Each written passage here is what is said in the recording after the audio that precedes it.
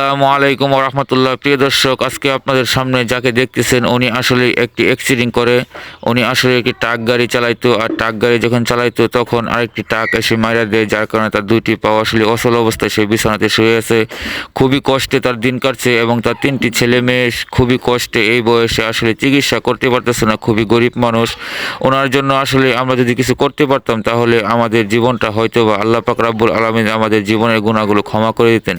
আমরা তো ভাই অনেক জায়গায় অনেক টাকা পয়সা দান করে থাকি। আমরা চাই যে ওনার যে অসুস্থ অবস্থায় আছে, চিকিৎসা করতে পারতেছে না, আল্লাহ পাক চাইলে আমাদের যদি একটু দয়া হয়, একটু পরিমাণ যদি দয়া হয়, আমাদের ভাই বা যদি কিছু আত্মীয় লাগতো, আমরা তো হয়তো বা তার পাশে থাকতাম। আমরা চাই যে আমরা একটু সকলেই তার পাশে থাকি এবং এই স্ক্রিনে দেওয়া বিকাশ নাম্বার আছে রকেট পার্সোনাল, সকলে একটু যোগাযোগ করে যেইটুক পারি সাহায্যের হাত একটু বাড়িয়ে দিই। বিশেষ করে আমার বন্ধুদেরকে বলবো এবং আমার ফেসবুক ফ্রেন্ড যারা আছেন সকলকেই বলবো, এবং যারা আমার ইউটিউব চ্যানেল থেকে দেখতেছেন সকলকেই বলবো যে আসলে ওনাকে একটু হলেও তাকে সাহায্য করার চেষ্টা করেন এবং অন্যকে একটু দেখার চেষ্টা করেন। কিছু কথা তার মুখ থেকে শুনে আসি, চলেন।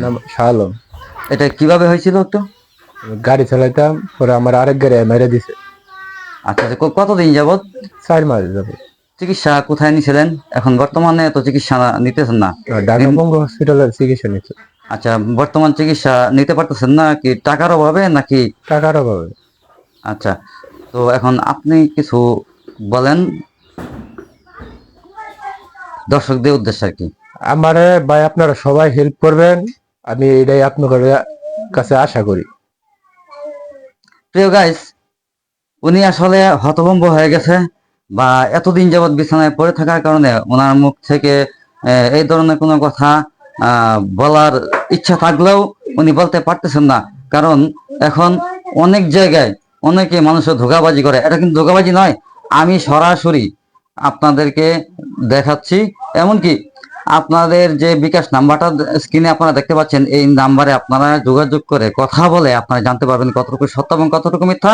আমি আবারও বলি যে জীবন জীবনের জন্য, মানুষ মানুষের জন্য, এই কথা যদি সত্যি হয়, প্রিয় গাইস, হ্যালো কলিজার ভাই বোনেরা, আপনাদের কাছে আমার অনুরোধ, জীবন যদি জীবনের জন্য হয় আর মানুষ যদি মানুষের জন্য হয়, তাহলে অবশ্যই আপনারা সাহায্যের হাত বাড়িয়ে দেবেন, এতটুকুই আমি আশা করি।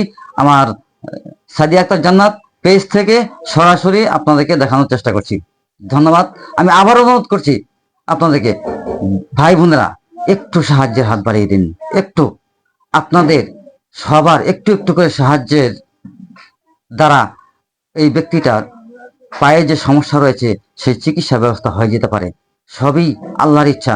আল্লাহ আপনাদের সাহায্যে হয়তো এই ব্যক্তিটাকে সুস্থ করে আবারও আপনাদের মাঝে ফিরিয়ে দিতে পারে, আমাদের মাঝে ফিরিয়ে দিতে পারে। এরা বোনেরা, আপনারা তো কত টাকায় কত জায়গায় ভাঙতেছেন ভাই, একটু হলেও দয়া যদি লেগে থাকে ভাই, আপনারা দয়া করে ওনাকে এই বিকাশ নাম্বারে সকলে একটু